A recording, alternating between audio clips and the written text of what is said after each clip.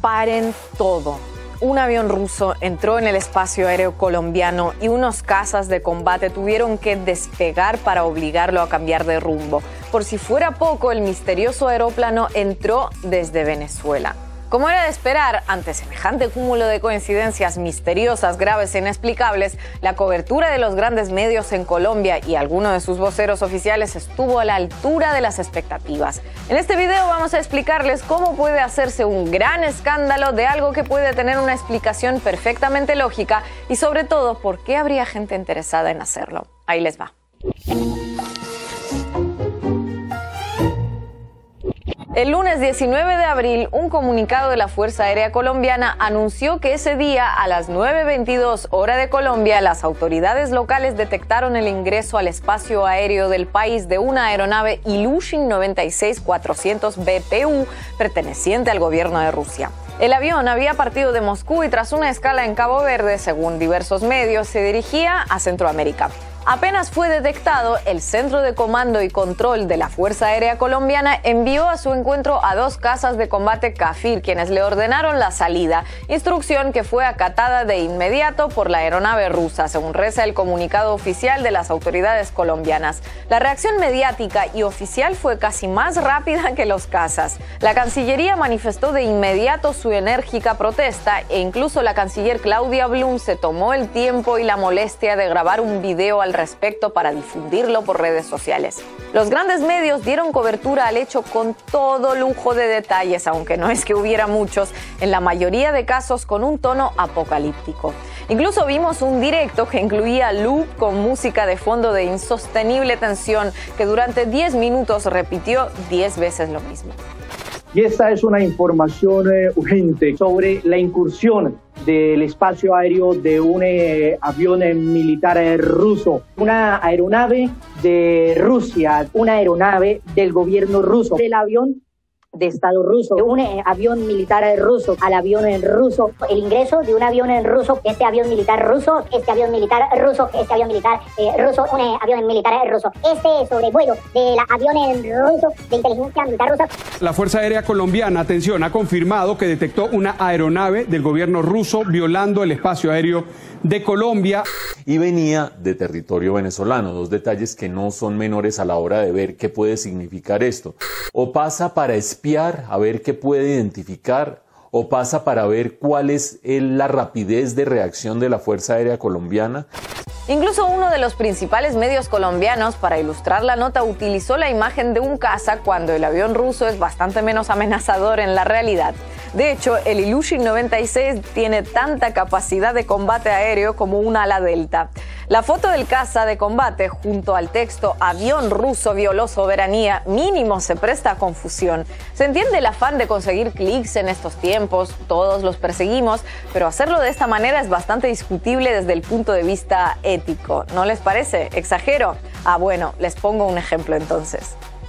Última hora. Autoridades que resguardan la frontera detectaron la entrada de un vehículo a motor que habría entrado ilegalmente desde el territorio venezolano. De momento se desconoce qué tipo de operación desarrollaba el misterioso vehículo.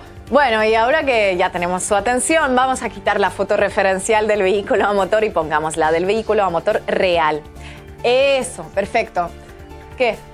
¿Por qué me miran así? ¿Qué hice?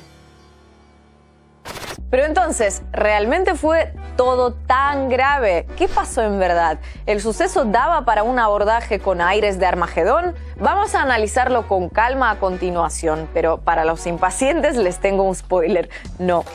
Lo primero que llama la atención de tanto revuelo es que el avión ruso contaba con el permiso de las autoridades colombianas. Sí, como lo oyen, Colombia le otorgó un permiso de sobrevuelo. Lo que ocurre es que la aeronave entró a territorio colombiano por un punto distinto al autorizado. Debía pasar al norte de La Guajira, fuera del territorio continental, pero lo hizo a través.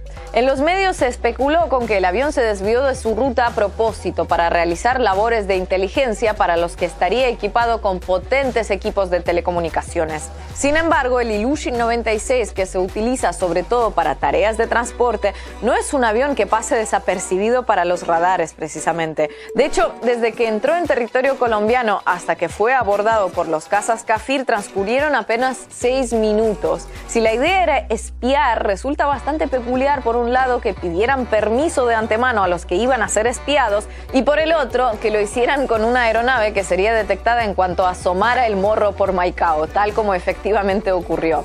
Definitivamente el espionaje ruso ya no es el que era. Nuestro equipo de producción se puso en contacto con el Ministerio de Defensa de Rusia para conocer su versión de lo sucedido. Tal vez les sorprenda o no saber que no tenían ni idea, no solo del revuelo que había levantado el asunto, es que ni siquiera estaban al tanto de que había habido un asunto. Incluso preguntaron de qué tipo de avión se trataba. Sirva esto como dosis de realidad para quienes piensan que de alguna forma Colombia está en la mira del Ejército Rojo. Sí, ya sé que el Ejército Rojo ya no existe, los que parece que no lo saben son otros. Pero lo cierto es que, como ocurre siempre ante estos casos, demostrar que el vuelo se trató de una operación de inteligencia es tan difícil como demostrar que no. Y como debería ocurrir siempre ante estos casos, lo más lógico es acudir primero a la versión más razonable antes de lanzarse a elucubrar sobre las más escabrosas. Por ejemplo, ¿qué tan común es que un piloto se desvíe de su ruta y entre en zonas en las que no tiene permiso para volar? Aunque uno imagina las rutas aéreas como algo súper estricto, la verdad es que no es tan así, de acuerdo a las estadísticas. Según uno de los escasos estudios realizados a nivel mundial al respecto, llevado a cabo por el organismo de auditorías del Congreso estadounidense, entre finales de 2001 y 2004 se produjeron alrededor de 3.400 violaciones del espacio aéreo dentro de Estados Unidos. Escucharon bien, alrededor de 3.400. Casi en 9 de cada 10 ocasiones las infracciones fueron cometidas por pilotos de vuelos civiles. Los desvíos suelen deberse a intentos por evitar zonas con mal tiempo o por desconocer actualizaciones y cambios en la definición de las zonas de vuelo restringido. Tal vez algunos digan, bueno, pero eso fue hace mucho, el estudio solo es dentro de Estados Unidos e incluye todo tipo de aeronaves, incluidas pequeñas avionetas. Puede ser, pero un dato extra. La investigación se hizo a raíz de los atentados del 11 de septiembre. Imaginen lo habitual que es desviarse de la ruta prevista cuando, después del peor atentado aéreo de la historia, con todos los sistemas de defensa estadounidenses en máxima alerta, aún así cada día 3 pilotos se despistaron y volaron por donde no debían. Cada día. No es la primera vez que en Colombia algunos meten a Rusia en su narrativa, casi siempre de manera bastante forzada. Desde los clásicos que nunca faltan, como las acusaciones de alentar protestas o interferir en elecciones, hasta otro clásico, pero de sabor más añejo, los diplomáticos rusos que en realidad son espías disfrazados, tema al que dedicamos un video completo hace unos meses, por cierto. Puede que toda esta cobertura épica e hiperbólica o hiperbélica solo sea producto de esos inequívocos aires de nostalgia por la Guerra Fría que todavía se asoman en muchos grandes medios cuando se trata de abordar cualquier tema, el que sea, sobre Rusia. Pero algunos apuntan que hay algo más. Antes de contarles qué puede ser ese algo más, no olviden suscribirse y si nos están viendo desde YouTube, activar la campanita para recibir todas las notificaciones. ¿Listo? Sigamos entonces. Justamente a finales de marzo se reavivó una polémica que viene asomando desde 2019, la posible compra de nuevos aviones de combate por parte del gobierno colombiano. Los 21 cazas israelíes con los que cuenta Colombia están cerca de llegar al final de su vida útil, tras más de 30 años de uso. Mientras, en los últimos años, Venezuela ha modernizado su flota y hoy opera más de 20 cazas, entre ellos varios cazabombarderos. Y no son Kafir, sino Sukhoi, de fabricación rusa. Debido a esto, las Fuerzas Armadas colombianas vienen presionando desde hace un par de años para que el Estado adquiera nuevos aviones de combate, una operación que ascendería a $4.500 millones. Pero en plena pandemia y con infinidad de asuntos pendientes por resolver, esa inversión no es tan fácil de justificar ante la opinión pública. Y así, sea casualidad o no, la entrada del avión ruso en el espacio aéreo colombiano fue, con perdón del chiste malo, como un regalo venido del cielo para los lobbies favorables a la compra.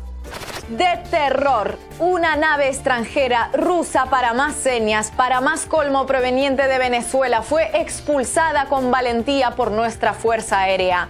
Pero no todos son buenas noticias, porque nuestros cazas ya están viejitos. Quién sabe, tal vez el año que viene ya no lleguen a impedirlo. Ay, si tan solo alguien aprobara esa comprilla por valor de 4.500 millones de dólares, seguro que en el futuro no tendríamos este tipo de disgustos.